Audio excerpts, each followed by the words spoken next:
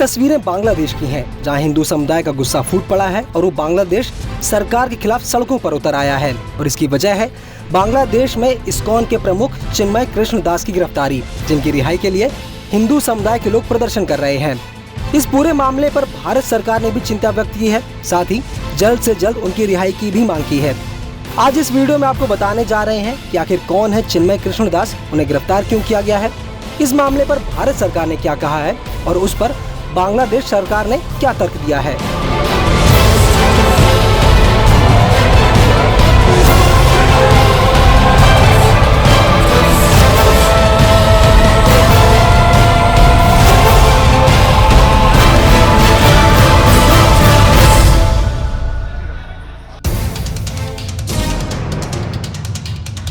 सबसे पहले बात करते हैं कि आखिर कौन है चिन्मय कृष्ण दास।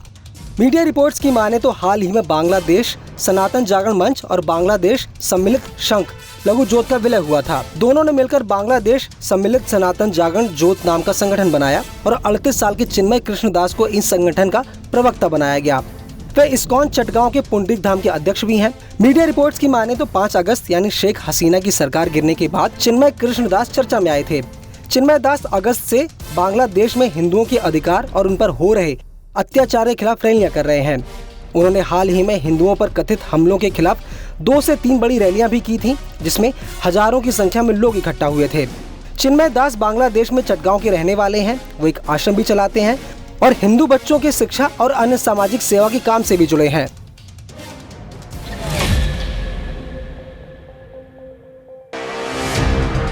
अब समझते हैं कि आखिर पूरा मामला है क्या। मीडिया रिपोर्ट्स के मुताबिक चिन्मय कृष्ण दास समेत 19 लोगों के खिलाफ चटगांव के पुलिस स्टेशन में देशद्रोह का मामला केस दर्ज हुआ था। चिन्मय पर आरोप है कि उन्होंने 25 अक्टूबर को चटगांव के न्यू मार्केट इलाके में बांग्लादेश के राष्ट्रीय झंडे का अपमान किया था, जिसके बाद बांग्लादेश पुलिस की खुफिया ब्रांच ने उन्हें गिरफ्तार कर लिया और 26 नवंबर की सुबह उन्हें चटगांव की कोर्ट में पेश किया गया।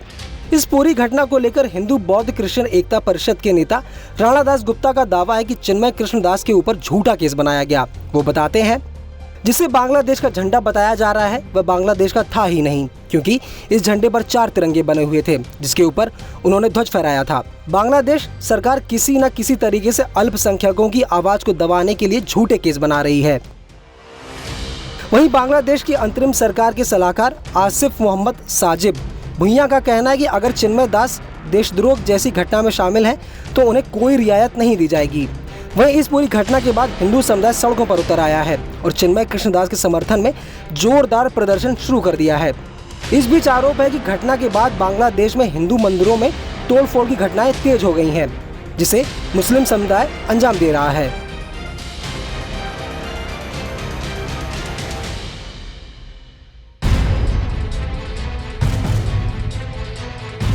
चिन्मय कृष्ण दास की गिरफ्तारी पर भारत के विदेश मंत्रालय ने भी बयान जारी किया है। बयान में कहा गया है कि चिन्मय कृष्ण दास जो बांग्लादेश सम्मिलित सनातन जागरण जोत के प्रवक्ता भी हैं, उनकी गिरफ्तारी और जमानत को नामंजूर करने पर हम गहरी चिंता जाहिर करते हैं।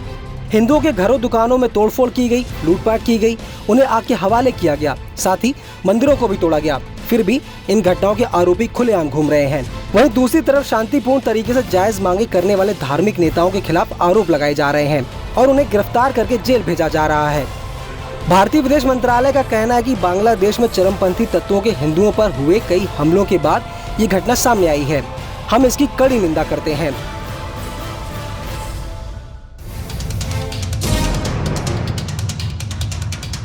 वहीं इस पूरे मामले पर बांग्लादेश का भी जवाब आया है। बांग्लादेश के विदेश मंत्रालय ने बयान जारी करते हुए कहा, भारतीय विदेश मंत्रालय ने बांग्लादेश सरकार के आंतरिक मामलों से संबंधित एक बयान जारी किया है। ये बेहद निराशाजनक और गहरी पीड़ा की बात है। बांग्लादेश सरकार ने पाया है कि चिन्मय कृष्ण दास की गिरफ्तारी को कुछ लोगों ने गलत तरीके से पेश किया है, क्योंकि चिन्मय कृष्ण दास को विशिष्ट आरोपों के तहत गिरफ्तार किया गया है। इस तरह के बेबुनियाद बयान दोनों पड़ोसी देशों के बीच दोस्ती और आपसी समझ की भावना के भी विपरीत हैं। जिस मामले पर सवाल उठाए गए हैं उसका मामला कानून की अदालत में है। इसी के साथ बांग्लादेश सरकार ने दोहराया कि उनके देश की न्यायपालिका पूरी तरह से स्वतंत्र है और वो न्यायपालिका के कामों में दखल नहीं देती। इस पूरी घटना पर इस्कॉन यानी international society for Krishna consciousness ने भी कड़ी निंदा की है। इस्कॉन ने अपने बयान में कहा है कि इस्कॉन बांग्लादेश के प्रमुख नेताओं में से एक चिन्मय कृष्णदास को ढाका पुलिस ने हिरासत में लिया है। ये खबर परेशान करने वाली है। इस्कॉन का दुनिया में कहीं भी आतंकवाद से कोई लेना देना नहीं है। ऐसे आरोप बेबुनियाद और अपमानजनक हैं।